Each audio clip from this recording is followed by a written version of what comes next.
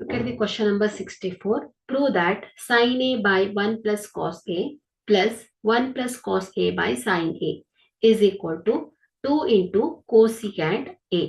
So here left hand side. So ಇದನ್ನ add ಮಾಡಿ LCM ತೆಗೆದ್ರೆ 1 plus cos A into sin A ಬರುತ್ತೆ. So sin A into 1 plus cos A in denominator.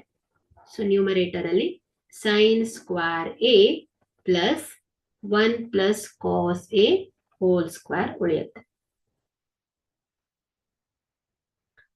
So sin square A plus 1 plus cos A whole square ಅನ್ನ ನಾವು A plus B the whole square form ಅಲ್ಲಿ ಬರೆದಾಗ 1 plus cos square A plus 2 cos A ಆಗುತ್ತೆ.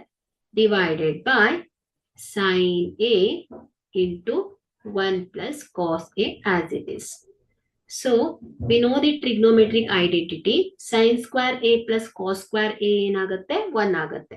So, ಹಾಗಾಗಿ 1 plus 1 plus 2 cos A. Okay, so ಇದು ಮೊದಲಿರೋದು sin square A plus cos square A ಬದಲು ನಾನು 1 ಅಂತ ಬರೆದಿದ್ದೇನೆ. Divided by sin A into 1 plus cos A ಆಗುತ್ತೆ. ಸೊ ಇದೇನಾಗುತ್ತೆ ಹೇಳಿ 1 plus 1 2 plus 2 cos A divided by sin A into 1 plus cos A ಅಲ್ವಾ. So next ಏನ್ ನೋಡಿ, ಸೊ ಎರಡರಲ್ಲೂ ನ್ಯೂಮರೇಟರ್ ಅಲ್ಲಿ 2 ಕಾಮನ್ ಇದೆ. ಸೊ ಹಾಗಾಗಿ ಎರಡನ್ನ ಹೊರಗಿಟ್ಕೊಂಡಾಗ 1 plus cos A divided by sin A into 1 plus cos A.